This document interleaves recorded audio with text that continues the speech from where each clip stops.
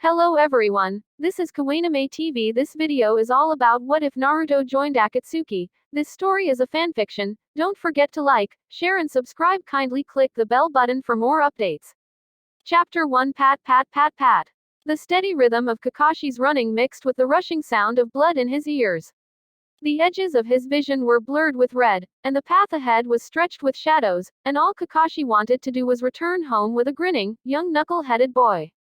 Strangely enough, Kakashi was hoping Orochimaru had taken Sasuke with him, that he had left Naruto.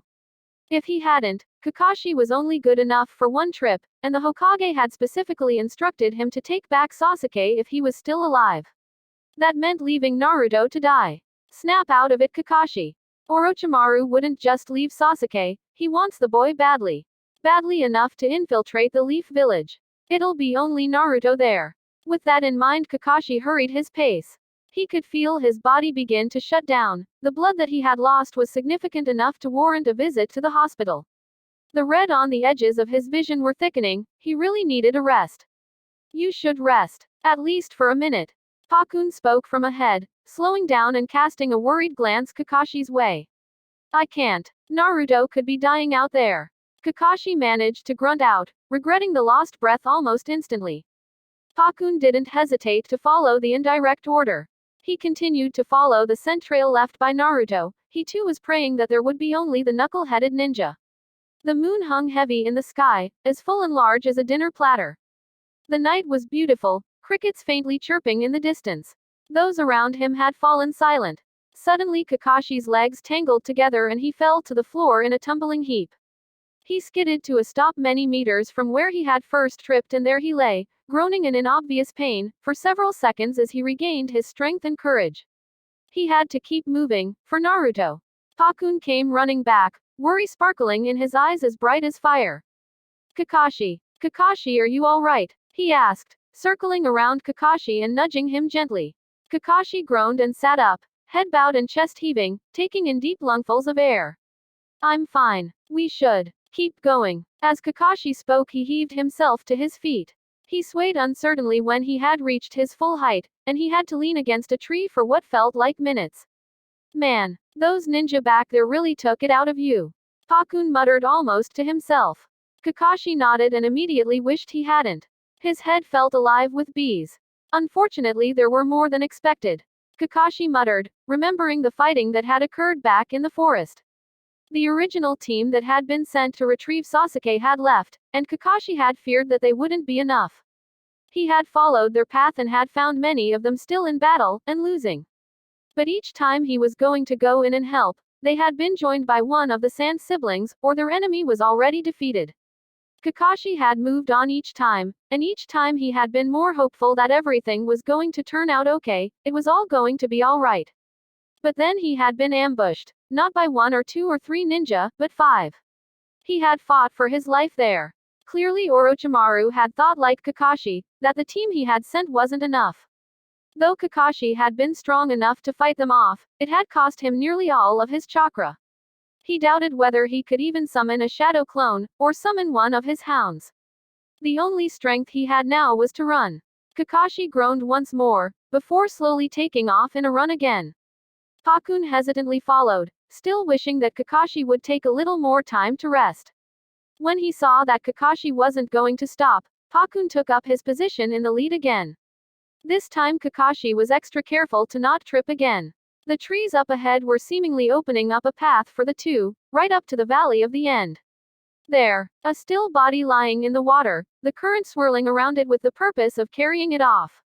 The two statues stood still and proud, glaring at each other for eternity. Kakashi's heart soared at the sight. A single body, a single boy, that was what he had been hoping for. There was still hope. Running up to it, Kakashi hardly noticed the cold water soaking through his pants, nor the spray of the waterfall so close to the still boy. The moon still shone on the water, giving it a sharp glimmer and reflection so strong it could have been mirroring a parallel universe. The joy of seeing the boy clouded Kakashi's vision even further, his short breath and deteriorating condition adding to that factor. Only when he nearly tripped over the boy did he notice that the mop of hair wasn't bright blonde, it was black. Sasuke. Oh no. Kakashi felt his knees buckle, his legs give way. He fell down, hitting the water and soaking everything up to his nose. His shoulders shook, his sobs muffled in the fabric covering his lower face. He felt defeated, utterly defeated. Kakashi, Naruto is over here. He's in a. Oh no, Pakun whispered as he saw Sasuke. But he had said enough already.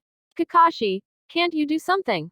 What about first aid? Would that help? Pakun asked desperately, running back over to Naruto. Kakashi shook his head slowly, mind running at 1,000 miles an hour.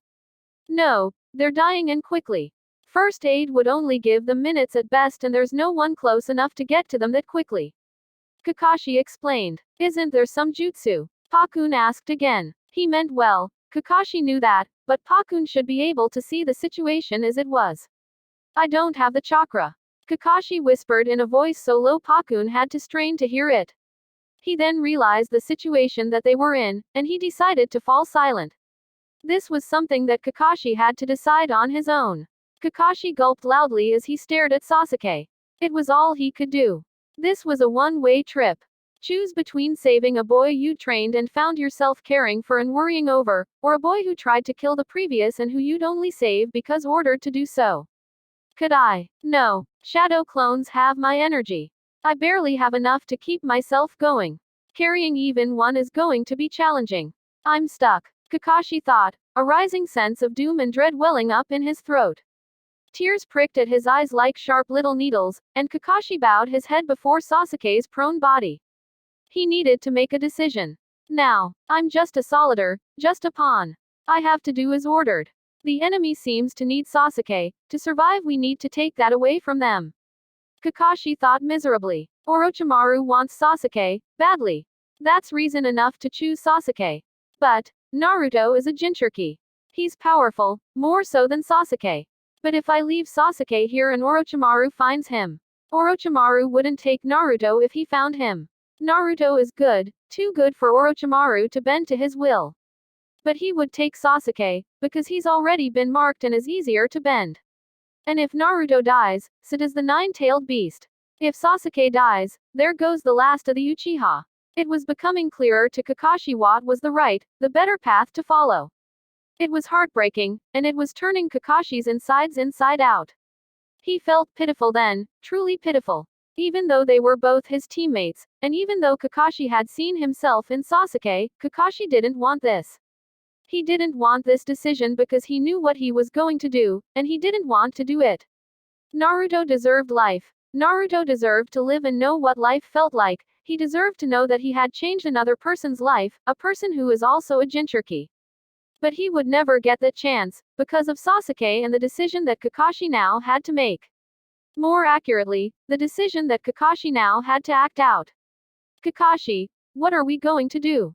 Pakun asked, knowing that if they didn't move now the boys would most likely die no matter what, as Kakashi carelessly wiped his eyes with his sleeve. He hardened his heart, hardened his mind. What had he expected? That being a ninja was going to be as easy as counting. He should know better already. It's never like the stories say. Shaking from the single hole in his heart that hadn't yet been covered with stone, Kakashi heaved himself to his feet. He stumbled at the first step, quickly regained his composure and stooped to pick up Sasuke. He was bleeding from multiple wounds, several very deep and in urgent need of treatment. Kakashi stared at the boy, then turned on his heel and walked off towards the forest. But Kakashi, Naruto is right over there if we just... Single quote. No, I can't even look at him. Let's just leave, Kakashi whispered, his grip on the boy tightening. He shook with every step he took. The edges of his vision had ceased being red. It was a relief. His breath was coming back easier now. But Kakashi, Pakun ventured uneasily. No, Kakashi roared, swinging back around to face Pakun, and instead his eyes went instantly to Naruto. Eyes closed, blood staining his whiskers, clothes torn and ripped, his life's blood being washed away by the current. And then something happened. Something that Kakashi never forgot. Naruto opened his eyes. He opened his eyes and stared right at Kakashi. There was pain, and agony in those clear blue eyes, then there was hope. So much hope because he had seen Kakashi. He slowly, agonizingly, raised one hand towards Kakashi, whispered words that were unheard, words that were filled with happiness and joy. He tried crawling to Kakashi, lost his strength, and then tried again. Like Kakashi knew he would. Naruto never gave up. Never. And now Kakashi had to betray him. With a heart as heavy as lead, Kakashi turned away, missing the anguish and total confusion in Naruto's now darkening eyes. I'm sorry, Naruto, Kakashi whispered, before leaping off into the darkness. Pakun followed, but not after turning around to glance at Naruto. Those eyes, those confused and yet still hopeful eyes, turned on Pakun. Pakun swallowed the lump in his throat. What else was he to do? He was just a small dog, far away from home with no one around but Kakashi, and he was too busy carrying Sasuke. No, Naruto had to be left behind. He'd be remembered as a hero by everyone, but he'd be left behind. Then Pakun too leapt away into the enfolding darkness, leaving a gasping Naruto behind. A Naruto who suddenly realized with astonishing clarity that he had been left to die by one of the people he had trusted most. Exclamation mark. The fight should have been around here. Deidara spoke more to himself than his partner, Sasori. Indeed, Sasori replied. His gaze shifted to the two tall statues standing facing each other. The Uchiha and the first Hokage. How ironic that now Naruto and Sasuke fought beneath their shadows. They are finely carved, but they aren't. Deidara chuckled to himself on his purposeful play on words. Sasori ignored him. For him, such a ridiculous attempt at being humorous was beyond his attention. They reached the edge of the waterfall and peered down into the darkness. The water was a bright glimmer, and the forest a dark foreboding fortress. It was a long way down, the water shooting mist up so the two could feel the cool on their faces. Deidara sighed at the sight. Well, only one body down there. Don't know if it's that Uchiha brat or the other one. One way to find out. Don't keep me waiting. Sasori grunted. What you staying up here? Well, whatever. Deidara laughed to himself, released the clay in his hands and made a flying bird. Jumping on, he quickly descended down to the body. The closer he came, the more of the blonde glimmered on the head of the boy. Nope. Definitely not Sasuke. Deidara muttered as he jumped off and strode over to the still conscious boy. Now what are we going to do with a runt like you? Naruto tried to move, not even he knew why he did it, and all Deidara did was frown at the boy. Close to death and still trying to move. Well, lucky for you I'm not in a killing mood. Who knows, maybe we could even use you. Deidara swung the boy onto his shoulder and leapt back onto his bird, not minding the grunt and scream that were torn from Naruto's throat at the rough handling. Together they flew back up to Sasori. What you bring the kid for? Was his first question to his blonde partner. Because, we might find use for him. His friends clearly left him. I saw tracks coming from the forest and then going back. He probably hates them right now, and that could come in handy. Besides, Pain thinks we're bringing someone back, so we'll bring someone back. And if we let him die, we lose our plan. Deidara explained, quickly thinking on the spot. Sasori seemed to take it after a moment of looking at the silently protesting boy. What will we tell him? He'll die when we take the beast from him. We can't keep that hidden if we use him and make him one of us. Sasori questioned. Deidara shrugged, carelessly hurting Naruto further. Why keep it from him? We have our ways to bring him back. Sasori stared at his partner with clear, intelligent eyes. He was clearly thinking things through. Then, without a sound, Sasori turned back the way they had come. At least you didn't keep me waiting. He muttered just loud enough for Deidara to hear. I never would, my man, never would. Deidara waved off Sasori, letting his bird snap out of existence and carrying Naruto on his shoulder. The last thing Naruto saw before he blacked out was the receding statues, and the path for the leaf slowly fading away. For Naruto, that was the most symbolic thing in his life. Chapter 2. 3 years later. Yeah, it's not like I can actually change that. You know, it's just something that I do. Art is an explosion. An explosion, I tell you. Art is a fleeting moment of beauty before it explodes and is gone forever. Would you shut up about your sharks? It's getting boring. Art is everlasting. Beauty that is captured and preserved forever. Your ridiculous notion that art is something explosive is just that, ridiculous. No, I'd love to hear about Kisame-san's sharks. I find them as fascinating as toys and masks and everything else. Does anyone have anything to eat? I'm getting hungry. Would you shut up, Toby? This doesn't concern you. Naruto smiled as he walked into the common room. It wasn't every day that the Akatsuki were all together as they were, minus Pain of course. Even Karasu had managed to join everyone from her secret activities in the north. The noise and constant arguing now made sense to Naruto. He remembered well when it had been something irritating and annoying. Now it seemed it was just life, everyone argued. That was how they showed they cared. They were battle-hardened murderous ninja. They weren't exactly going to write a love poem about their feelings.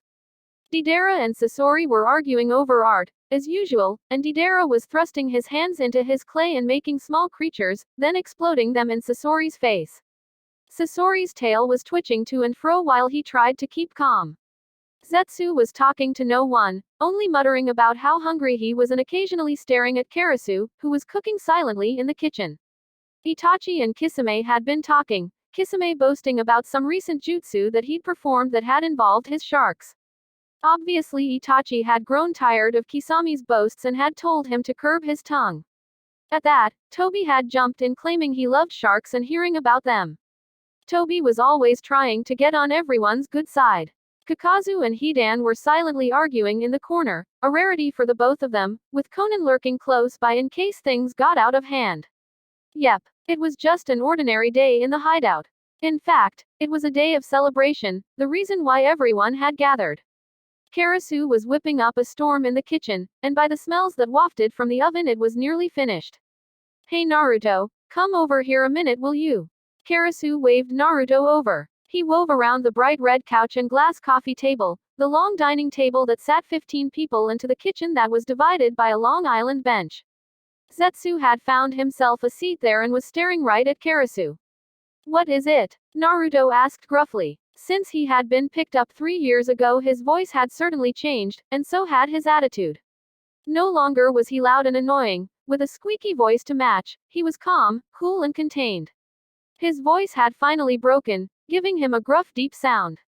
He liked it. Set the table, Karasu told him, stirring at the large tub that held batter for some concoction.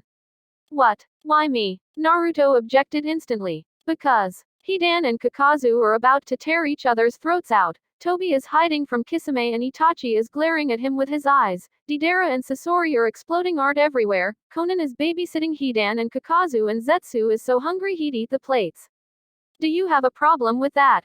Karasu snapped, bright blue eyes flashing a storm. Sometimes Karasu was known as the sweet Akatsuki.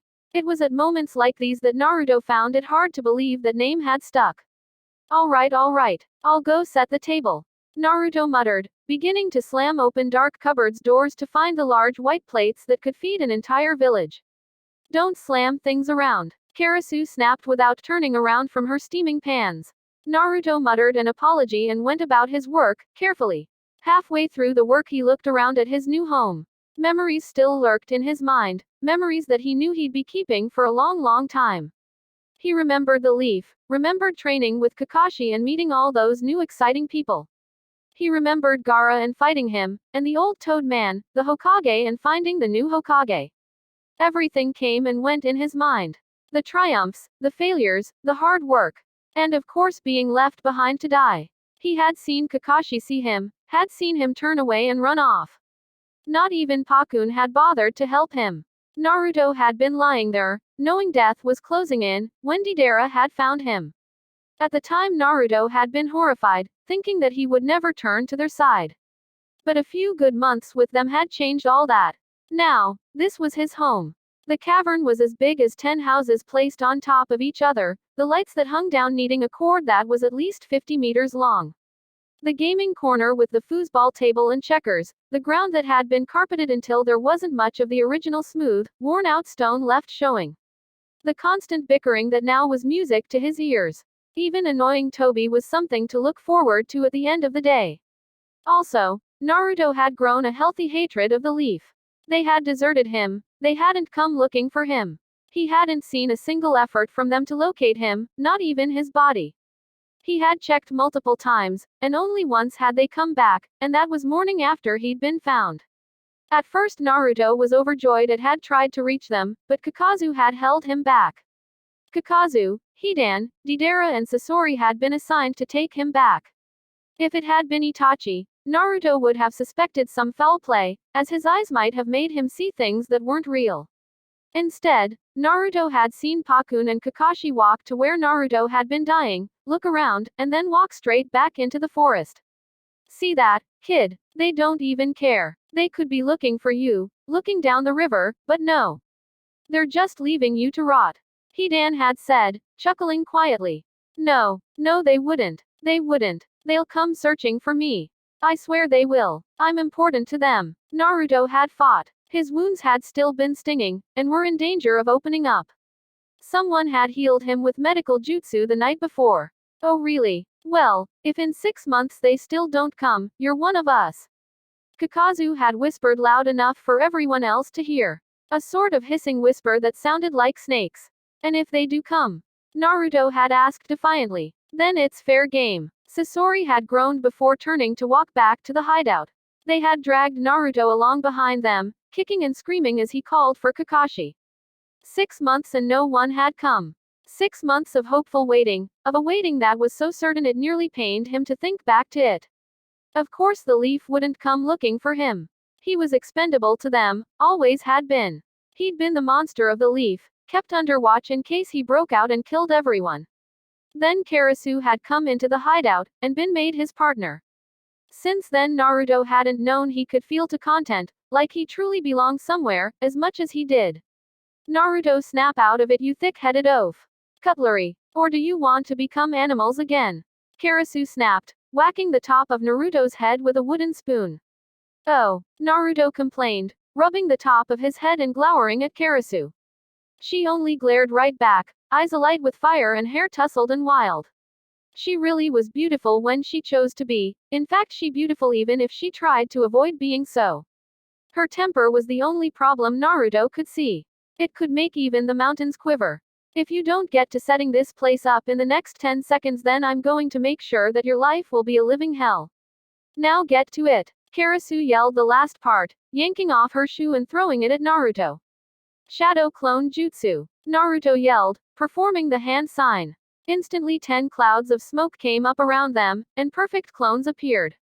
They all ran for the cutlery drawer, grabbed their knives and forks, and ran back to the table setting it all up. The original Naruto smirked and crossed his arms gloatingly over his chest. What do you think about that? I think you're a lazy sod. Karasu snapped, her favorite type of speech, before throwing her other at Naruto. He dodged quickly, laughing as it hit one of the clones and made him vanish in a loud cloud of smog. Laughing, Naruto righted himself and walked smugly to his seat. And I think you're just making us wait for food now, because you were mad at me. What? But, food. Zetsu groaned slowly, sliding off his seat and making his way to his dining chair. Karasu rolled her eyes and dished out the food she had prepared onto serving platters, sliding them down the long table. No one had noticed. Everyone was still arguing, though some stomachs had been rumbling loudly for some time. If no one comes to get this food right now I shall personally see to it that you all burn. Karasu screamed at them, sinking herself into her seat and staring at everyone with a look that could kill. Instantly the cavernous room was silent, all eyes turning towards the table. Suddenly they all began to run, tripping over everyone else in their way so they could throw themselves into the chairs closest to their favorite food. Deidara came to a chair before Kisame, who flashed his teeth and sat next to Deidara. Sasori threw Hidan off a chair that he had claimed long ago, much to Hidan's shouting and cursing which was cut off by Karasu, and so on. Finally when the dust had settled, and everyone was staring at the food waiting for Karasu's permission to eat, did Karasu give a haughty nod. Once again chaos erupted around the table, but this time it was a chaos that was nice. Everyone reaching to grab food, piling their plates high, and laughing at the smallest of things. Smiling Naruto leaned back in his chair. Oh yes, this was definitely better than the leaf had ever been. Chapter 3 At the Leaf Village. Knock knock. Come in. Tsunade yelled at the closed door. She was in a particularly grouchy mood that day, on the finest of days. The sun was shining, the birds twittering in their nests high above the ground.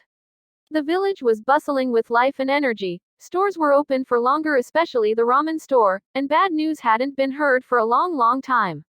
On other days this would be a marvelous occasion celebrated with sake. Today all Tsunade felt like doing was visit the graveyard and pay homage to her brother and a friend who she had lost. Kakashi came in slowly, hesitantly, as if fearing what he would see inside. His one eye still held a tinge of red as if he had been rubbing it repeatedly for a few hours. His hair was mussed, probably hadn't brushed it since he'd crawled out of bed, and he was running his hand through it repeatedly. Ah, Kakashi, I was expecting you here today. What can I do for you? Tsunade asked. She too didn't look her finest, with dark bags hanging under her eyes and hair that had been clumsily tied into pigtails, tufts of it still to pass underneath the hair bands. Milady, I am not here for the reasons you may think. Kakashi managed to push out his mouth. His words were as heavy as lead on the air, and as thick to get out. The burden he felt was obviously tremendous. No. Well, is it important? Tsunade asked, entwining her hands together in front of her mouth. She would not have Kakashi see her lips tremble. It's about the Akatsuki. Oh, not today, Kakashi. Tsunade thundered, throwing herself back in her chair. Her eyes narrowed down to tiny slits, and their weight rested fully on the dismal Kakashi. Isn't today enough of a bad omen without the news of these blasted Akatsuki? And that with the added protection needed for the Lord K's cage, I cannot manage all of this at once. Unfortunately. No. Tsunade was close to wailing. Her secretary had quit after the village had been told of Naruto's death, along with the little pig. Tsunade couldn't even remember their names. Shizuke, Shinuel, something like that. Hokage, may I remind you of your duty? Yes, today is a sad day, but for the good of our village and our land you must hear this. Kakashi loudly and sternly halted Tsunade's irrational, unbalanced thinking. Tsunade was taken aback. She reeled in her seat, eyes fastened on Kakashi, taking in deep breaths through her nose and exhaling through her mouth. Finally, after what seemed like an eternity, she had pulled herself together enough to have considered listening to the news on the Akatsuki. An organization that had been apparently growing more and more vibrant since Naruto's death. All right, go on, Tsunade whispered. All right, there are rumors that ninja in black cloaks with red clouds have been roaming the countryside, some have even been spotted outside the Sand Village and the Leaf Village. Their activity has increased enormously these last couple of months, these are just the latest reports. Kakashi informed Tsunade, throwing a large pile of papers on Tsunade's heavy desk. Every single one of those papers was a filed report on an Akatsuki sighting. Thank you, Kakashi. Tsunade groaned, rubbing her temple. Papers irritated her, and she fired nearly every secretary that came her way for being incompetent. If only Shizume had stuck around. Thank you, Hokage. Kakashi attempted to take his leave. He was feeling the need to visit someone for the day. However, the Hokage had other plans. You never really told me what happened back there, at the Valley of the End. The Hokage's voice was soft, delicate. It was as if she was afraid if she spoke too loud, the words would leave her. Kakashi's retreating form stopped short of the door, hand outstretched to grasp the handle. Tears were welling in Kakashi's eyes as his mind replayed the moments again and again and again.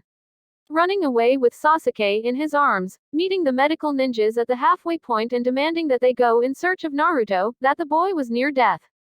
Only 2 had left, 4 others had stayed with him, Sasuke and Pakun. They had given him something, and he remembered feeling ill, dizzy and then feeling the ground rush up to his face, the numbing pain that went with it. He had never spoken a word of it, not even in a report. It had been pretty clear from their arrival what had happened, and the reports of the medical ninjas had only further proved everyone's worst suspicions. Do you honestly want to know? Kakashi whispered so quietly Tsunade had to lean forwards to hear. Of course. Naruto was my friend. He may have been knuckle-headed, but he had the true strength of a future Hokage. He was the light that changed people, and he died. Now, I want to know how and why. Tsunade spoke with a confidence that hadn't been heard since Naruto's death. Her eyes flashed as Kakashi drew breath to refuse her, and he suddenly knew that Tsunade would always be asking, always be demanding the answers to the question most of the village wanted answered. As well as that, the Hokage had given him an indirect demand, and he was only a Junin. I saw both there, in pools of blood. I had to take Sasuke, Orochimaru wanted him. Those were my orders. As I left Naruto, he saw me. He tried to reach out to me. I left. I had to. The medics say nobody was found. Kakashi began choking on every word, the horrible images and thoughts never leaving his head. What would it have been like for Naruto to see him just walk away? What if? Was he in pain? In the end, had Naruto felt pain? And, you were not strong enough to make a copy of yourself. If you had, none of you would have made it. Tsunade whispered, piecing together the last, missing puzzle. Kakashi said nothing, only opened the door and rushed outside. The door clanged shut. Tsunade sat there, the papers all over her desk, hands clasped in front of her face with hollow eyes, rings under her eyes. She sighed heavily, her mind weighed down just as Kakashi's was. Beside her she saw some sake, and quickly threw it down her throat. It was strong, and she savored the burning taste. It was time for some more. More, she screamed at the closed door of her new secretary. A young man whose name Tsunade didn't care to remember. She'd only fire him soon anyway. Sakura was walking aimlessly through the village. So far she had encountered Kiba, sitting with the fully grown Akamura beneath a low-hanging tree, just staring at nothing, and Choji who had only eaten one bag of chips. Naruto's favorite ramen store was giving away free ramen, yet no one really felt like eating any. Looking over there, the flaps waving loosely in the slight breeze, Sakura could nearly see the blonde-haired kid, sitting there slurping down ramen like there was no tomorrow. Sakura looked away, tears welling in her turquoise eyes. Tomorrow everything would be kind of back to normal. Ramen would be costly and people would be walking around with a spring in their step. Where was Sasuke? He blamed himself completely for Naruto's death, always wailing about how he shouldn't have listened to Orochimaru, how he should have been stronger. How he should have realized that his real family was in Konoha. On the anniversary he was always at his worst. Sometimes he even visited the Uchiha's former village, staring at everything and touching everything, but never making a sound. Up ahead was the gate. No stragglers would be here today. The pathway outside looked so lovely, so green. Large trees hanging over the pathway, giving soft shade. Emerald grass stretched its leaf towards the glistening blue sky, and little flowers popped up everywhere giving the world some color. Hey Katetsu, hey Azumo. Sakura greeted the two playing checkers. They looked up and gave her a soft wave and the faintest of smiles. Hey Sakura, how you holding up? Katetsu asked, his shaggy black hair having seemingly more spikes than usual. Sakura shrugged and looked out at the perfect world. Behind her was only sadness and mooching, grumbling ninjas. How she'd love to run out and away from everything, taking some time for herself. As much as can be expected, I guess. Sakura tried for her trademark easy smile with closed eyes. It didn't work as well as she had hoped, but at least it stopped the two ninjas from asking any more questions. Sakura opened her eyes to look once more outside, then go in search of Sasuke, when she saw something shift, just for an instant. She thought she saw, for that moment, blonde hair and slitted blue eyes that held hatred and menace in them, and she gasped, recoiling as if she had been hit. Katetsu and Azumo, startled into action, sprung up and snapped their heads towards the forests. But they saw nothing. Sakura, what is it? Azumo asked worriedly, staring at her and then the forests with wide eyes, searching for something that could have caused that reaction. Slowly, Sakura's hands found their places by her sides again, her mouth gently closing itself. And nothing. I just thought. I saw someone. Sakura whispered the last part, staring at where the figure had been. There was nothing there, no sign that someone had passed. No grass slowly rising back into position, not trees moving a little strangely. Even the birds kept their loving songs. Yeah, it was nothing. I'm sorry to have worried you, but I should be getting back now. I need to find Sasuke. Goodbye, Sakura called, waving cheerfully. Azumo and Katetsu looked at each other in hesitant confusion, unsure if they wanted to know what had caused that gasp. They peered once again to the forest, but they didn't see the dark shadow of a girl watching them intently, black hair flowing down her back like dark angel's wings. Sasuke glanced around the empty room. He didn't know where he was, somewhere on the outskirts of the village probably. It was falling to ruins, rubble strewed across the floor like a giant's unwanted play blocks. The floor, Sasuke could see, used to be clean and scrubbed every day, but now it was covered in a fine layer of dust. Through the broken windows sunlight streamed in, showing the dancing particles, intricately weaving their way around each other. He didn't know why he had come to some stranger's abandoned house, little did he know this was where Naruto had once partially lived. No one had known about it, that he had been attracted to house overgrown with vines and a fox living inside it with kits. Not even Kakashi had known that, on weeknights when Naruto hadn't been able to sleep, he'd come to this house and kept it pristine, but allowing the vines to grow along the outside. Every spring yellow and blue flowers had sprouted with petals as large as small cats. Now here he stood, looking at little cards that had been placed on the walls. One was a fox's head, staring at him with a sheepish grin. Another was a bright pink blossom, beautiful in the sunlight. The third was of a black raven with burning coal-black eyes, its head cocked to one side. The last, hanging a little way away, was of a silver dog with long hair, one eye closed in peace, the other staring out at the world with bright blue eyes. They reminded him of someone, of a team, but his mind was hazy with pain and sadness, but most of all guilt. He didn't realize that these were symbols of his late team. Sasuke. Sakura's clear voice rang through the small house. She pushed her way past the tangling vines, and saw Sasuke standing there staring at the cards. Sakura? Sasuke asked, his voice timid and wavering. He was now a Junin, same as Neji, Temari and Kankuro. Sakura, also, was a Junin. Soon the others would all be going for Junin as well, as soon as these stupid Chunin exams were over. Yeah, it's me. Sakura smiled her wavering smile again, hands clasped in front of her. Her eyes sought Sasuke, sought the old fire and ladies' man that he had once been. But instead found only dark eyes with tears threatening to spill. Oh Sasuke, I'm so sorry. I shouldn't have left you today, I'm so sorry. But everyone's gathering in the hall for the memorial. Sakura told Sasuke. Every year, on the anniversary, Konohakagure held a memorial where friends of Naruto's, and those that simply missed him, gathered in the hall and heard speeches and saw photos of Naruto. This year Gaara and Kiba were meant to be saying something. Sasuke, Sakura and Kakashi were always seated in the first row. Tissues were provided. I don't think I can go, Sakura. I mean, it's Naruto, I know. But I'm the reason he's dead. Sasuke groaned, holding his head in his hands. No, it's not. No one blames you, we all blame Orochimaru. That little snake. Why, if he hadn't set his sights on you and forced you into doing what you did, manipulated you with sweet talk, nothing would have happened. Now come on. Don't talk nonsense, it's Naruto's memorial. We were a team, we have to go. Sakura spoke with such confidence and heat it actually startled Sasuke a little. He hadn't heard Sakura speak like that since 3 years ago. I was weak, Sakura. It's all because of me. If I had been strong, Orochimaru wouldn't have gotten his claws in me, and I wouldn't have fallen for his stupid parlor tricks. Sasuke fired back after he had regained his breath and mind. Orochimaru is a skilled ninja. He's one of the 3 legends or whatever they're called. Not even Kakashi could beat him, how do you expect to? Sakura cried out. Their voices had reached the level of yelling. I didn't need to beat him. Just be strong enough to not be subdued and hypnotized. Sasuke screamed, hands balling into fists beside him. And you two need to shut up.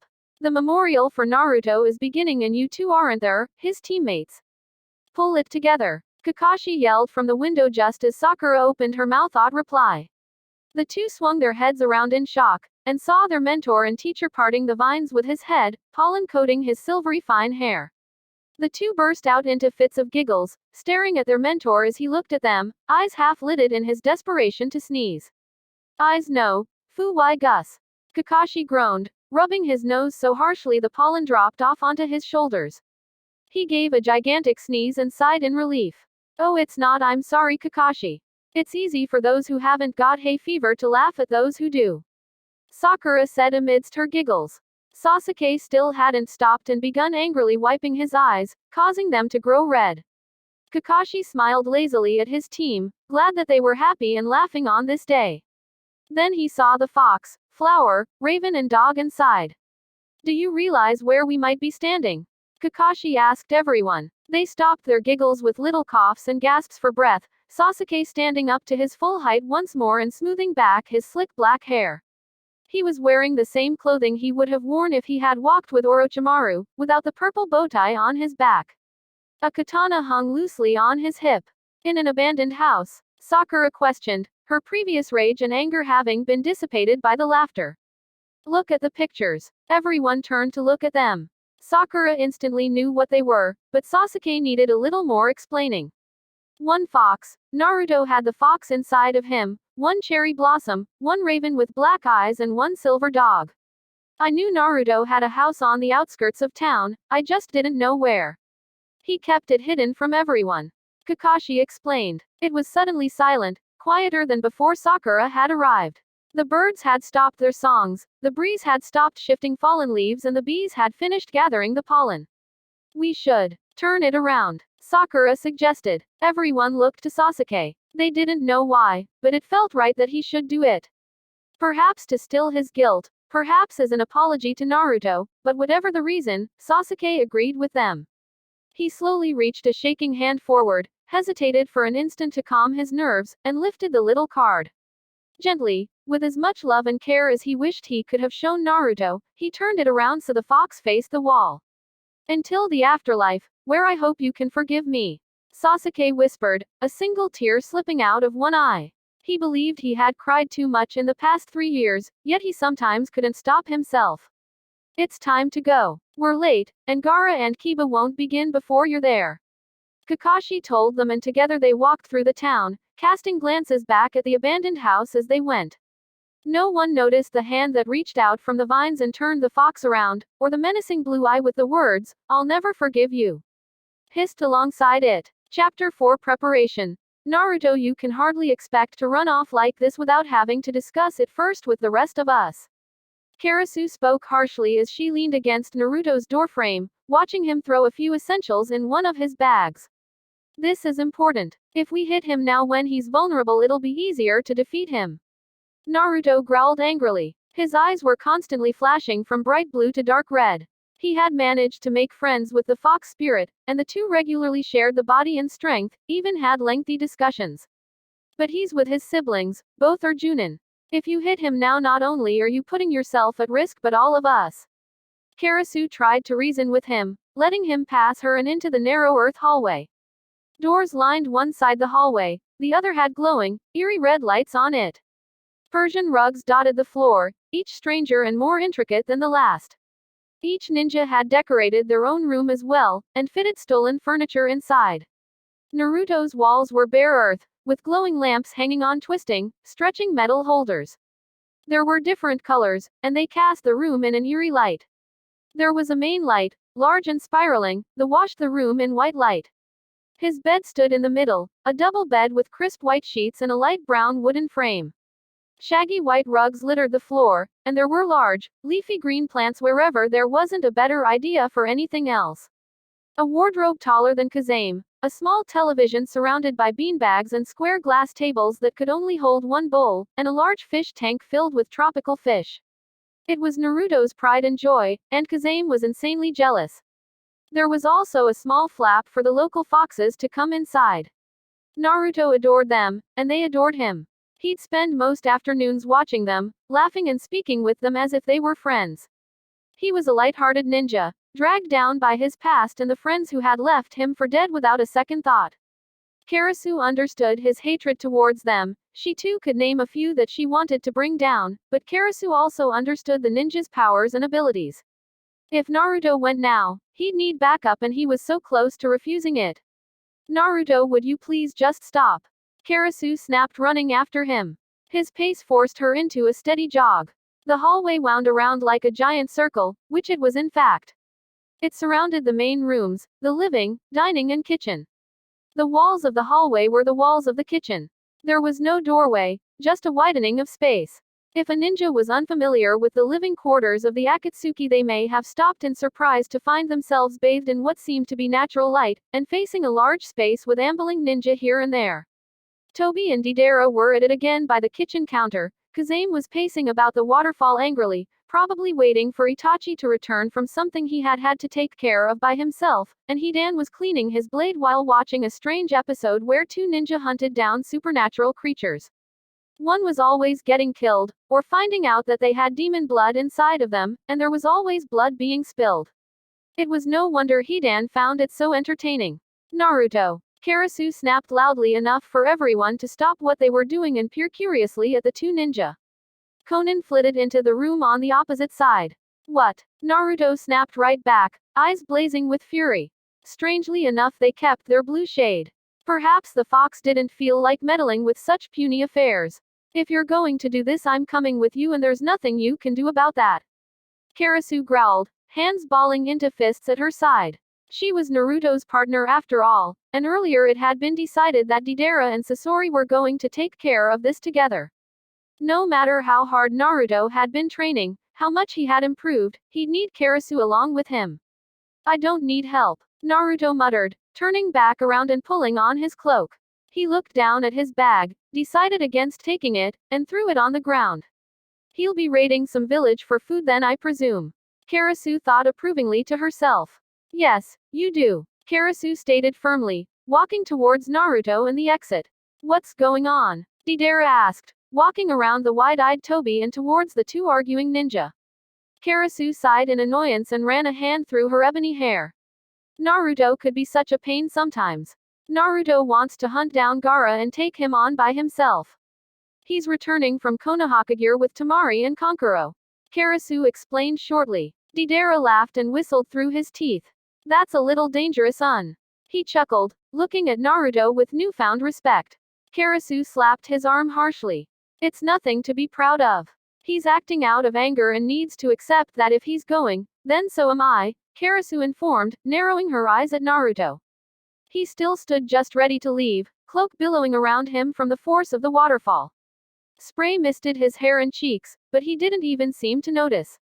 Looks like someone has a crush. Hidan sang, grinning evilly from the plush couch. Ooh, I hear wedding bells. Toby cried like a child, giggling with his hands in front of his mask. Karasu scoffed at them and decided to ignore them. This was meant to be for Sasori and Deidara, and they were going to go together. Yeah, we're Akatsuki and yeah, we can take on anyone, but we're not idiots. We have teams for a reason. Karasu snapped angrily. She stared down Naruto with slitted eyes, and he returned the favor. Suddenly there was silence. All you could hear with the waterfall crashing down to earth and the ticking of a clock in the kitchen. Everyone was watching now, waiting to hear what Naruto would say. Karasu was certain that if he refused her, Konan would step in, maybe even ban him from leaving before Gaara had his sand creature taken out of him. This is exciting. Karasu heard Toby whisper shrilly to Konan, who only glared at him. Toby hopped down from his stool and made his way to the couch, arms swinging about him lazily. He sat down heavily, throwing his feet in the air and landing them right next to Hidan, who growled and threatened to snap them off if he wasn't careful. Naruto. Karasu spoke normally, eyes returning to their normal stance. Deidara moved behind her and began whispering painfully in her ear. He's going to say yes. You're going to go out together, and he's going to propose. You're going to say yes, and get married, By the time you come back, you'll be pregnant. We're going to have our first couple, he exclaimed, knowing how much it annoyed Karasu when the others made assumptions about her relationship with Naruto. They were just teammates, friends who looked out for each other. She swatted at the blonde like he was a pesky fly. All right, come along if you must. We'll take him to the closest base to Konohakagure. Naruto spoke the name like it was poison on his tongue. Karasu smiled for the first time that day, and grabbed her cloak. She swung it on herself, checked her hips for weapons, and set off at a leisurely pace. Deidara returned to raiding the kitchen, chuckling and saying how Karasu and Naruto had saved him some time. Konan faded back into the shadows. Hidan nearly followed his promise of breaking Toba's legs, and Toby ran off to find something edible, possibly steal it from Deidara. Be ready, guys. Karasu called to the others, waving her hand excitedly. She was just like a child when she found out she was going on a new mission. It always gave her a thrill, especially when the ninjas they were going face were as strong as the Sand siblings. Naruto, why are we going to the Leaf base? We leave Temari and Kankuro alive, they go warn the Leaf and they come and find us. We're going to need some time to extract the sand creature thing, why risk it? Karasu asked as an afterthought. She generally tended to trust Naruto with these things, but it just didn't seem sensible to work like this. Because, they're going to need to warn the sand village of what has transpired, and they're going to need to find us. With your skills we should be able to keep them at bay for some time. I also want to shock them. Seeing an Akatsuki who looks like me, when they think I'm dead, it's going to be terrifying for them. Then, in that instant that they see us, we vanish, leaving them without anything. Naruto smirked at his own plan, walking out of the waterfall and into the bright sunlight. Karasu rolled her eyes at the sodden state she knew he'd be in, and went around it her way, vanishing in a puff of black smoke and reappearing beside Naruto.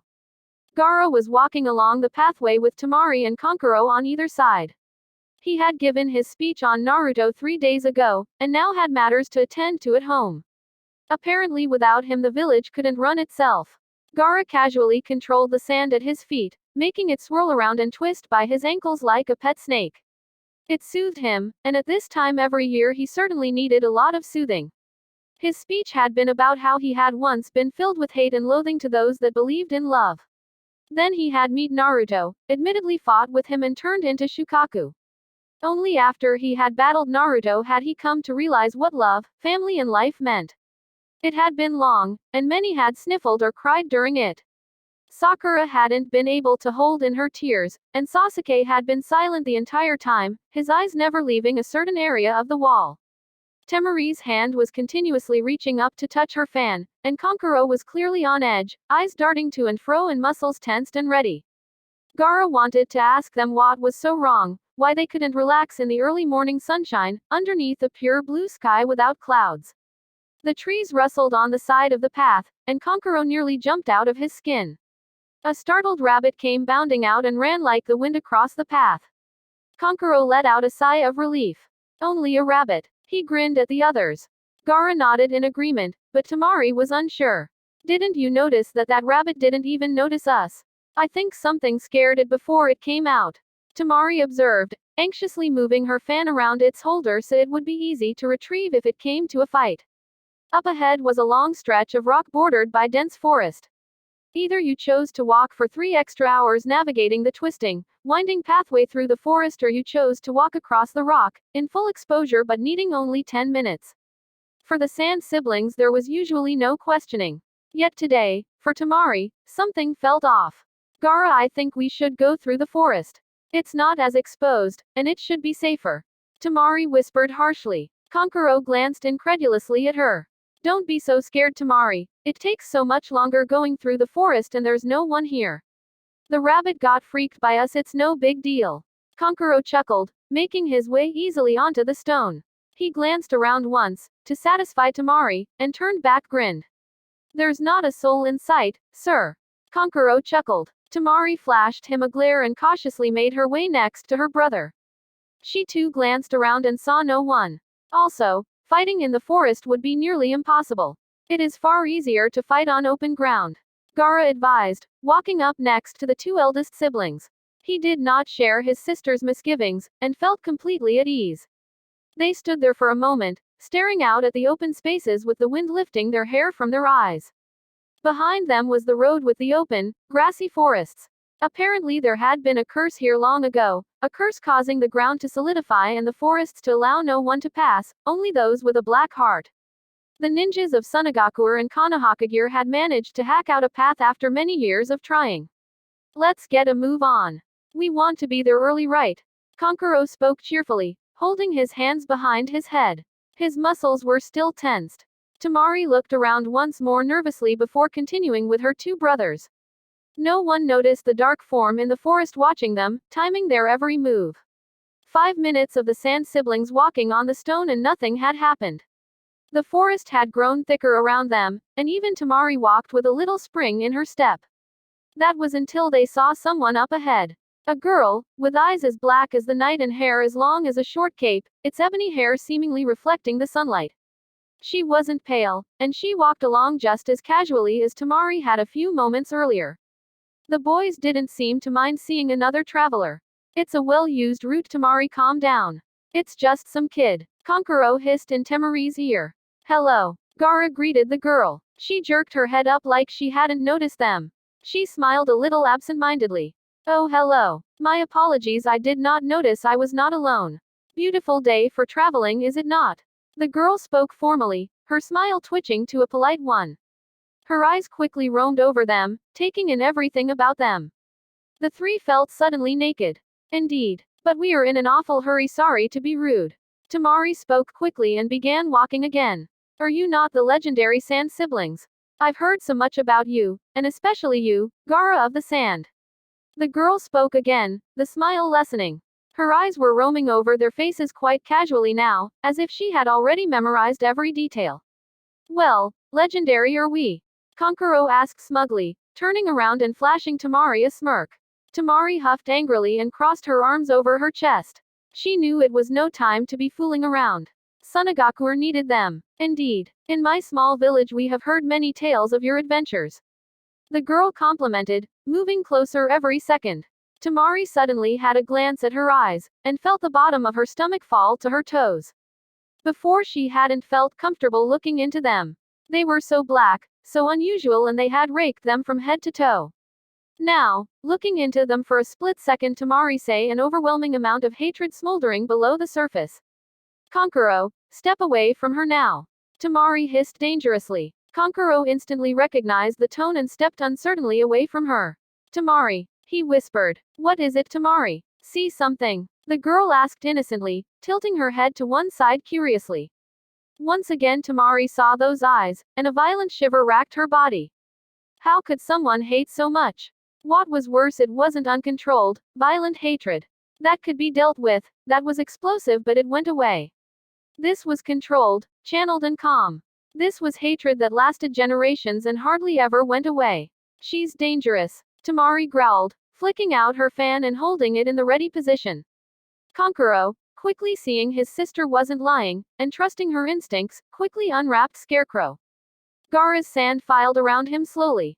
All eyes were on the girl. Indeed I am. The girl smiled, and flung a cloak around her body. The sun was directly behind her, and so the sand siblings didn't see the red clouds that dotted her cloak. But when they did, they quickly attacked. But before them was nothing but black smoke. A dark chuckle was emitted from behind them. I'm sorry, but I'm only fighting Tamari and Kankuro. Gaara is saved for someone very special. The girl whispered, her eyes wild with anticipation and excitement. Who could possibly have saved Gaara? Tamari seethed. She suddenly felt cool burning anger towards this girl, who threatened her little brother. Who was part of the Akatsuki organization, a girl that was more dangerous than any other ninja they had faced. She seemed to innocently dangerous as well, like someone who didn't even know the full extent of their abilities. It scared Tamari, knowing she was up against someone so formidable. Hello, Gaara, a cool voice hissed. The voice was so cold, filled with bubbling anger and hatred. Like the girl, it seemed controlled and sent violent shivers down the three ninjas' spines. Only difference was, they all knew this voice. Or at least who it had once belonged to. They all slowly turned around, fearing what they would be seeing. There, in front of them, was a grown Naruto. Blonde hair the same, ruffled and spiked. His whiskers had also grown longer, nearly reaching his ears. But that's where it all ended. His hands were stuffed inside the Akatsuki cloak's pockets, and his sparkling blue eyes were narrowed and directed at Gaara. He seemed to see no one else. N. Naruto. Gaara whispered, knees knocking together and breath failing him. Tamari had tears shooting to her eyes, not even noticing how much he had changed. Kankuro also felt like he had been punched in the stomach, all air being taken from him. Naruto tilted his head to one side. Long time no see, friend. Chapter 5 Karasu stared at her opponents, quickly gauging their moves, strengths, weaknesses. She felt her fingers flexing in anticipation. This was serious, a single wrong move meant certain defeat, and defeat meant capture and torture or death. How exciting! Tamari was a strategist, her mind worked quickly and efficiently, scurrying over many possibilities. It meant she'd be able to navigate Karasu's weaknesses quite easily. She would have to be taken out first. Kankuro, Karasu found herself not even bothering with him. He was easy. Learning from Sasori, she had remembered his creations, knew where the traps sprung from and how a master puppet master could maneuver them. She only wondered whether she was facing the real one, or whether he had hidden himself in his puppets. If I get rid of those puppets, it'll take a few moments for him to collect himself. Then I have to get rid of the sister, and finish off the brother. It'll be as easy as taking sweets from a babe. Just have to wait for one of them to make the first move. All of that thinking took a second.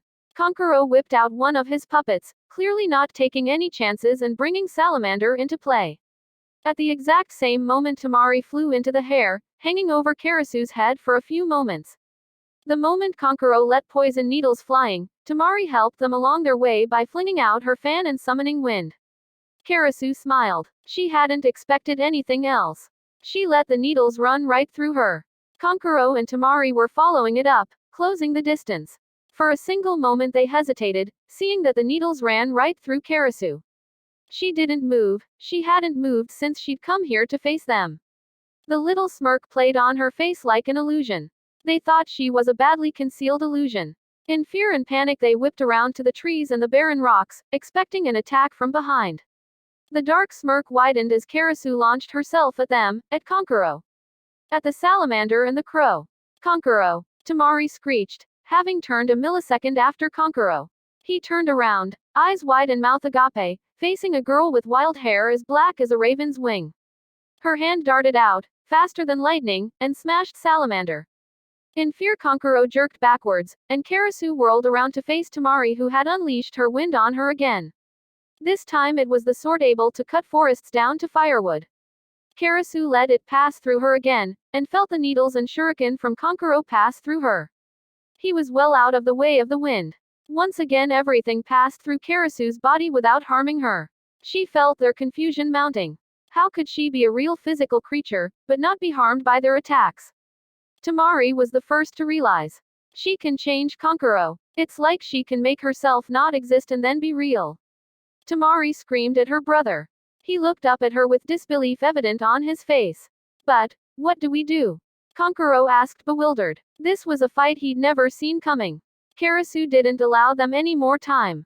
You die, she snarled, vanishing in a cloud of black smoke. At the exact moment she vanished, she appeared again, right behind Kankuro, a poison-dipped kunai already in hand. She thrusted with all the strength from her legs, arms and back muscles right into Kankuro's side, the one that didn't hold the heart.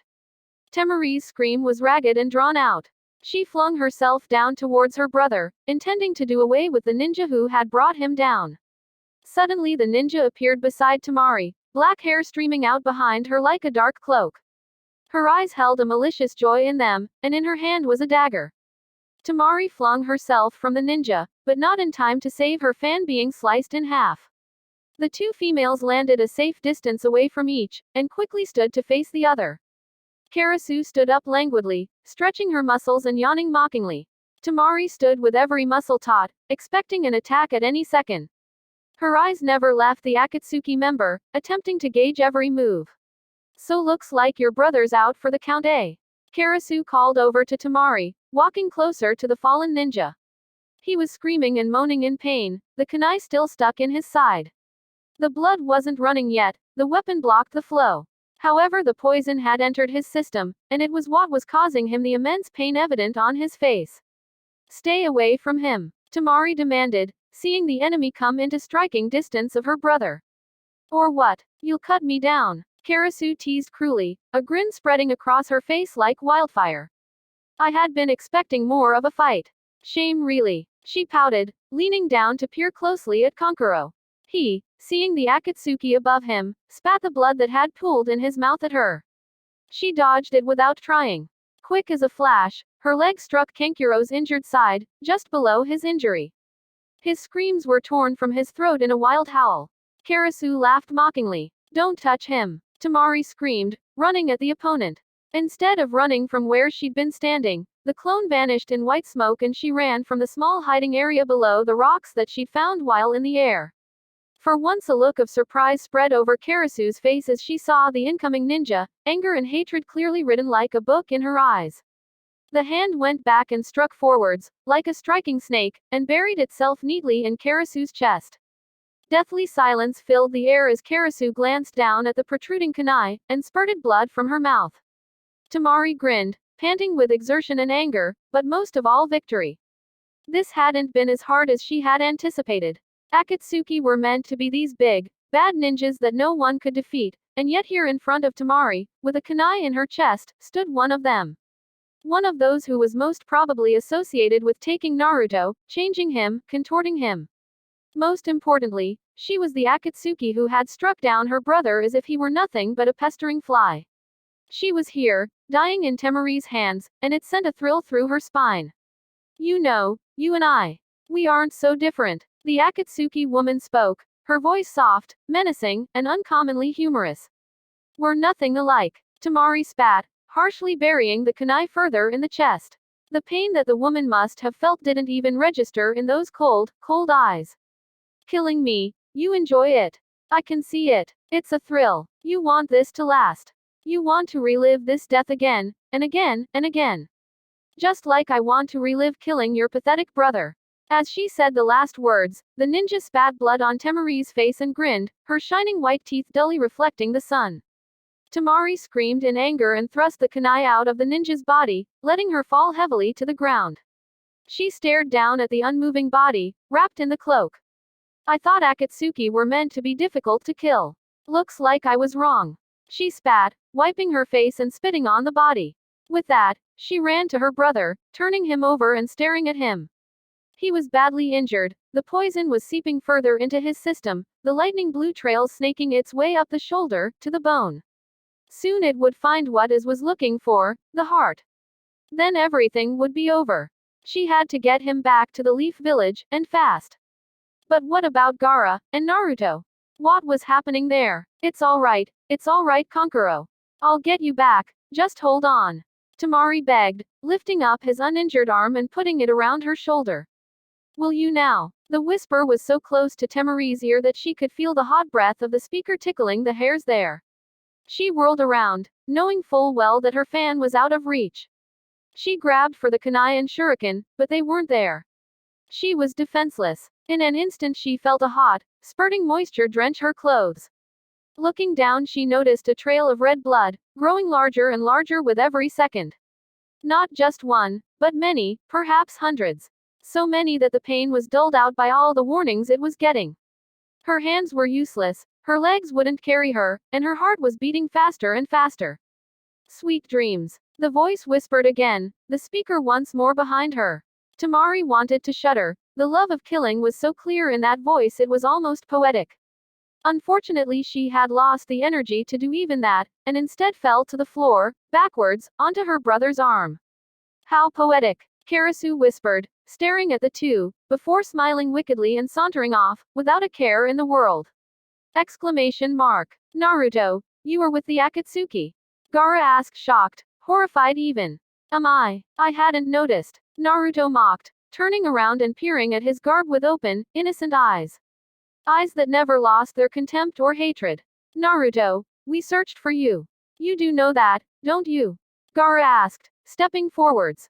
He was naive. Instead of seeing an Akatsuki member worthy of fear, he saw an old friend he had been missing, believing to be dead. A friend he had only mourned a few days ago. Searched. No, that I don't believe. Celebrated. Yes. Naruto spoke easily, lazily. This was a ninja he didn't fear, a ninja he had wanted to defeat and bring to the others for such a long time. This was his time, his moment, and nothing Gaara said nor did would stop this from happening. No, we didn't celebrate. We mourned. There was a tribute to you, there has been for the last 3 years. Even was there, Sasuke, Kakashi, Sakura, Hinata, Neji, the whole village. People that you helped, that you changed because of who you were, who you are. Naruto, come back. They'll welcome you with open arms. Gaara was saying so much more than he ever remembered doing. This was so much different than any situation he had ever been in. He felt the words pouring out of his mouth, he unable to stop them. They came, and they were brimming with hopeful honesty, honest hopefulness. Naruto wasn't listening. He was imaging that night, seeing Kakashi walk away, not even look back at him. He was imagining Kakashi leaving him for dead, he remembered. No one came to him, but out of the night had come two. Deidara and Sasori. Mourned. Naruto's voice had changed, so drastically Gaara reeled back as if he had been slapped. You'd never mourn me. The demon child, the one with the fox inside of him. You all would have been overjoyed at my death. Kakashi left me, Sasuke betrayed me, and Sakura only ever saw me as a stupid knucklehead. There was never love, never a team. He spat the last word as if it were poison on his tongue. Naruto, please. You and I are in the same boat, but I'm Hokage of the Sand now. I am proof, you can do what you set out to do. Come back, please. The last word was whispered, filled with a desperate plea to an old friend. No, Gaara, you're going to come with me, or you're going to fight me. What will it be? Naruto asked, his voice once again having changed. It was the usual calm confidence that would stop most ninja, leading them to believe there was something more to Naruto now. Something that they hadn't anticipated. I can't fight an old friend. Gaara whispered, still believing that Naruto, hearing that, would change his mind. Then come with me. I can't do that either. Then you have no choice. Naruto shrugged indifferently, before slamming chakra into the ground to boost him forwards at a speed which would leave most with whiplash. Gaara's sand only just managed to defend him, coming up so that Naruto's fist gently knocked into Gaara's nose. Gaara's eyes widened fractionally. That blow hadn't been an all-out attack, it had been a test as to the speed of Gaara's sand, and it had nearly gotten through. He couldn't hold back, not for this. There was no sand around their carefully chosen battlefield, Gaara realized that now. There was rock, probably for miles below them. There was coarse dirt, which sustained only the toughest trees on either side of them.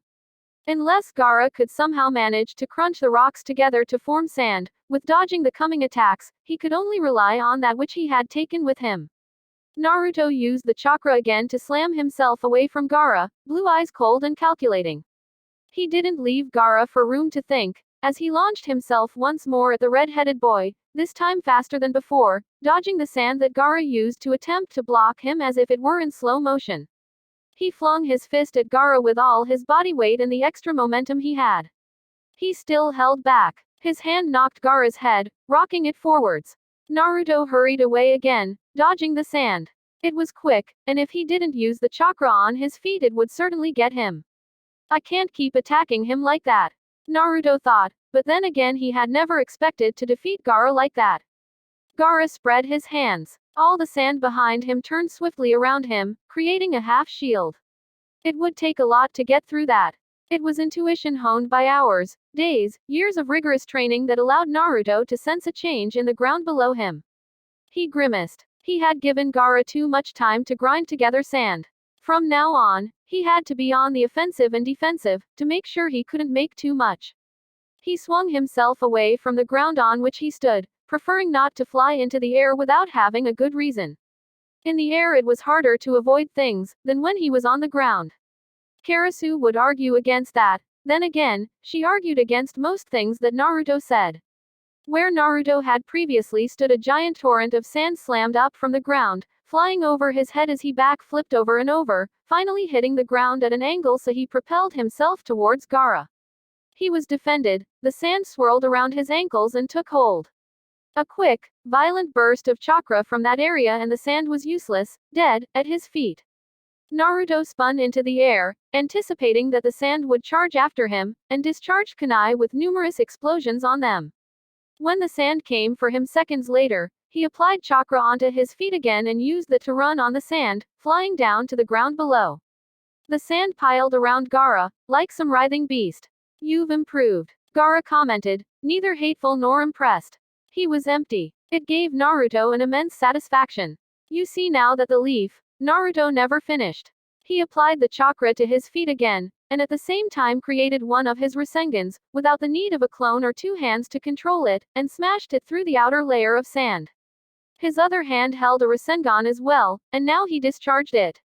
Deidara, master of bombs, had been fascinated with Naruto's Rasengan. He had suggested training to make one into a bomb, and with many mouths of practice Naruto had finally made one. Deidara had watched every step of the way, and when he had been away, he'd always ask Naruto when he returned how it was going. It had made Naruto feel so important. Like he was a true member of this team. He couldn't remember feeling that way with the leaf. The bomb went off, destroying the sand down to a molecular level. The power of it blasted Gaara away, further away than his sand could reach. It had to regenerate first, become sand once more. Naruto was shielded from the blast by using a canceling jutsu, one that deflected the type of chakra that had just been discharged. This had been Hidan's idea, after the numerous occasions where Naruto had been blown in the opposite direction of his opponents. He launched himself at Gaara, who had knocked his head on a stone and fumbling to his feet, one hand held back behind the rest of his body. Once more he used everything he had, this time not holding back. Gaara's eyes widened as he saw the oncoming attack, and ducked just in time. It didn't slam into his face. It grazed off the cheek, shattering the bone underneath and the rock on which Gaara had been thrown onto. He grunted extremely loudly in pain, knowing that a wide-mouthed scream would only make matters worse. He swung himself away from Naruto's range, using the sand to propel him to safety. At the same time he brought the sand swirling around him to form a barrier. Naruto saw this and understood immediately that he wouldn't be able to shatter it without a full frontal assault, and that was nigh impossible with sand charging at him. He stood there, assessing everything with his ice-blue eyes. Gaara stared at Naruto in disbelief, not wanting to acknowledge the change in his friend. His old friend, the one who had brought him back from the darkness, who had taught him what it was like to have love, to be a good person. The person in front of him was completely different. A person filled with hate, rage and anger, all under control and seething under a roof of ice. The change was impossible, for this could be Naruto. Yet he knew, deep down, that it was. Naruto had changed, had been brainwashed, and this was the ultimate result. A powerful, revenge-hungry ninja. This revelation brought a tidal wave of fury forwards, not at Naruto but at the people who had done this to him. The fury shook the stones, crushing them together to fine dust. Naruto felt the ground underneath him shake, tremble as if in fear. He cursed silently. He shouldn't have let this go on for so long. He had been hoping that he'd be able to enjoy this, but finish him without ever really having to let go. Nothing to it then, he muttered, putting his hands to his side and beginning to form a Rasen shuriken. This one was different, it was filled with his type of chakra, the air. He wasn't going to yet resort to his summoning animal, not yet. It wasn't time. The sand suddenly burst forth from the ground, like an angry tsunami. Gaara was screaming in his cocoon of sand, fists clenched together and half raised to the sky in anger. Naruto cursed the boy quietly, and screamed Rasen shuriken, launching it with his own fury at the sand. Sand launched towards it, trying to cut it down. It sliced through it all, bringing it down to its molecular structures, disintegrating everything in its path. The more sand Gaara threw at it, the more he lost. In a last-ditch attempt to stop the glowing ball of rotating blue flame, Gaara threw up his ultimate defense. His mother's form, larger than a house, wrapped her arms around her son, burying her head to brace for impact. Impact it did. It was ear-shattering, a blast of white light, a fraction of a second of it, enough to warn the leaf that something amiss was happening. There was a crack, as loud as a thunderclap, and then nothing. All was deathly silent. No birds twittered, the rocks didn't shake, the sand didn't move, and the weapon was gone. Naruto stood, barely breathing heavily in his end, one hand held in front of him in case Gaara tried to attack in the gathering dust. Seconds ticked by where nothing happened, and Naruto began to wonder if he'd killed the freak with no eyebrows. The dust finally settled after half a minute, and Naruto saw the sand form of Gaara's mother. He cursed at it, wondering why his attack hadn't been able to penetrate. He was still thinking this when the sand began to crumble. It was slowly at first, a few grains trickling down lifelessly. Then, 2 more trickled and broke away 10 more grains, and from that it all began to collapse in on itself. Everything at once. Naruto breathed easier as he walked cautiously to where the fallen leader was, lying face down, back turned to Naruto. He was still breathing, which was a relief. Ungraciously Naruto turned the boy around, and stared at his face. The turquoise eyes were still open, still seeing. He was breathing heavily, clearly in a great deal of pain, his eyes squinting up at the person who he had once known. Naruto, why? Gaara managed to whisper, hands clenching and unclenching by his side in pain. His voice was strong, clear, but the rest of his body didn't seem to be agreeing. You left me to die, and now I'm only repaying the favor. Naruto whispered, leaning down close to Gaara's ear, voice filled with something like evil intent. He brought his fist up and slammed it into Gaara's face, knocking him unconscious. That took longer than expected. You've really dipped into those reserves of chakra to get that lost move out. Karasu's bored voice sounded from further behind Naruto. The blonde boy picked up the body of the fallen and slung it over his shoulder, turning to stare at the raven-haired girl with the pretty dark eyes. I didn't want to stay around here longer. We're still too close to the leaf for my liking. Naruto replied, looking behind him at the village in the distance. He imagined the ninja running as fast as they could to the source of the light, scared out of their wits for reasons they didn't know. Have you dealt with the others? Naruto asked, already knowing the answer. If she hadn't, she wouldn't be standing there, for who knows how long already. She didn't grace his question with an answer. Do you want to stir these leaf up a bit? She asked, an evil glimmer in her eyes. Naruto grinned wholeheartedly, remnants of the old Naruto shining through in this one gesture. Where do I sign up? Exclamation mark. Miss Sakura, it's probably nothing. We don't have to go this fast. One of the medical ninja following Sakura and Sasuke's mad dash breathed out, clearly not in his comfort zone at this breakneck speed. We don't know what's happened, and the Cage and his siblings have only just left. We can't afford to be slow. Sakura told him, worry clouding her senses. What if they were all dead? She couldn't bear to lose old friends again. She knew a perfect ambush area, just up ahead. An outcropping of rocks, spanning some distance with coarse dirt and hardy trees on either side. There was not much sand available here, and if anyone was trying to attack the Cage, this would be the perfect place to do it. If there was nothing there, then she could rest a little easier and slow down the pace. As soon as she came across the rock outcrop, she sensed that something was off, and became thankful for her senses. She rushed ahead, Sasuke silently at her side. One look at his face and she knew that he had the same ominous feeling. Suddenly she heard something, quiet and a little further off, but distinctly a sound of immense pain and suffering. Her head snapped to Sasuke. His eyes had widened fractionally, indicating he had heard it too. Without a word they slammed themselves from standing to running, and in a few seconds they saw two limp and lifeless bodies close together. They were familiar, one sandy blonde and the other with dark cat ears. Temari and Kankuro. She ran to the first, Temari, and saw that she was only injured, not badly. She was all right, her injuries were easy to fix. A few days in the hospital at the most. The other medical ninja, who were close behind her, could handle this one. Kankuro was the one who had moaned in agonizing pain, so far gone that even the smallest movement was something of horror. She carefully ripped open his shirt, and saw something that chilled her. Small tendrils of lightning blue, carefully curling themselves up Kankuro's arm. They were halfway up to his heart, and working painfully and quickly. Each arm had 1,000 different branches, roaming over his shoulder and down his chest. His breathing was labored, his heart was racing like a scared butterfly, and his eyes weren't able to open anymore. Oh no, Sakura whispered, staring at the unknown poison. What is it? Can you help him? Sasuke breathed, presence very close to Sakura. Under normal circumstances this would have sent happy chills running up and down her spine. Unfortunately this was too dire a situation to have those feelings. I don't know what it is, but it's working fast. I can't treat him here, we need to get him back to the village.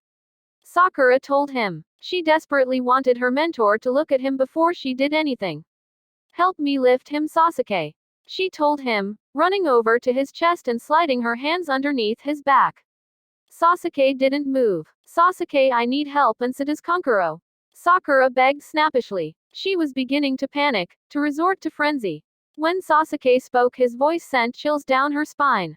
It was so quiet, so unbelieving. It was raw. Sakura, look, he whispered. In normal circumstances she would have snapped at him that this wasn't the time for sightseeing, but something in his voice made her stop and pause. She looked up, saw that he was staring into the forest with eyes wider than she'd ever seen them, and looked herself. What she saw made her breath and her heart stop. In the shadows was a person, standing there and watching them. He was wrapped in a black cloak with red clouds, an Akatsuki member. Over his shoulder was Gaara, red hair slick with blood. It was neither of these things that caused the reaction, but the person who was staring at them, ice blue eyes filled with scorn and undeniable hatred. His whiskers were nearly invisible, and he had matured. He was handsome, and his blonde hair wasn't as unruly as it had always been. Naruto. Ruto. Sakura whispered, rising so slowly from her crouching position. She took one step forward, then another. Sasuke was at her side, staring at the boy. He didn't seem to be in company of anyone else. Was it he who had single-handedly defeated Gaara, Temari and Kankuro? Was he even capable of causing this much pain to an old friend? Then Naruto turned his back to them and walked further into the shadows, so that he was invisible. Naruto! Sakura screamed, running quickly over to where she had last seen him. Sasuke was ahead of her, and they rushed into the forest, the branches and leaves and everything else slapping in their faces. They didn't notice the stinging pain, nor anything else for that matter. They only searched for the person who they had surely seen there. Naruto! Sasuke screamed, his voice wielding all of the raw emotion and pain. He had suffered for so long. He had thought Naruto dead, because of his selfish actions and this stupid idea of revenge. Now it seemed as if he were alive, with the Akatsuki, but alive. But the goofy ninja was gone. They were chasing a mirage, the memory of a boy laughing and scratching the back of his head, the image of a boy who would never take no for an answer, the image of a boy they had grown to love unconditionally.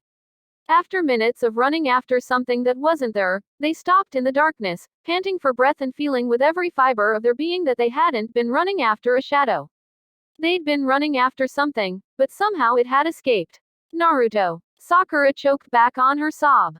She was hunched over, just as Sasuke was, and her eyes were squeezed tightly shut.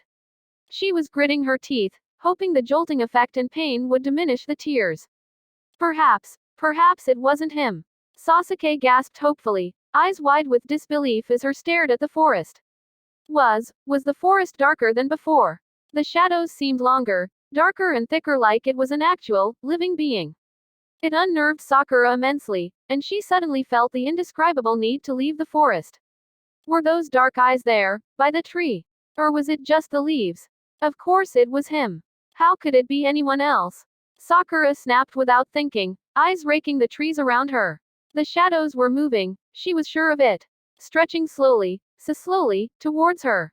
Hands reaching out trying to grip the two ninja. I'm sorry Sakura, it's just. We need to get back.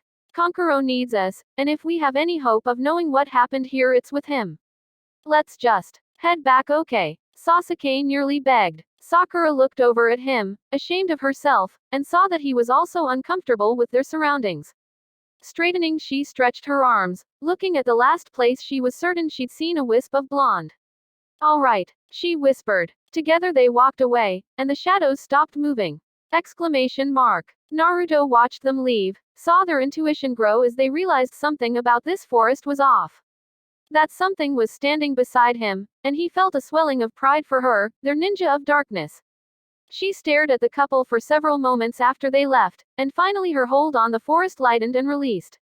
The birds returned, the small mammals scuttled back, uncertainly raising their heads every few steps. The shadows brightened to their normal selves. Karasu turned back to Naruto and looked at the red head. It took longer than I expected, to be honest. She told him uninterestingly. Naruto had learned that she'd been watching the entire time, watching and waiting for him to make his ultimate, killer move. He hadn't, and Karasu had been left disappointed. She hadn't seen it in a battle yet, and she desperately wanted to. Unfortunately, today hadn't been the day. What a shame. She'd expected a Hokage or whatever his blasted name was to provide some entertainment for them. I was waiting for him to get into his stride. Naruto said, a little abashed. Yeah, sure. You knew you may have been in trouble had he turned everything completely to sand. Karasu chortled, before striking off for their base. Come on, idiot. The others are waiting for the ritual to begin. Naruto grinned evilly, his blue eyes as bright as an inner flame. They sparkled and crackled. Let's not disappoint, and afterwards I'm going to have some fun. He grinned, turning around for one last look at the retreating forms. Then he laughed. A full, deep-throated laugh that began in his stomach and rose to his chest and throat. Karasu, walking just ahead of him, smirked at the sound. Oh yes, fun.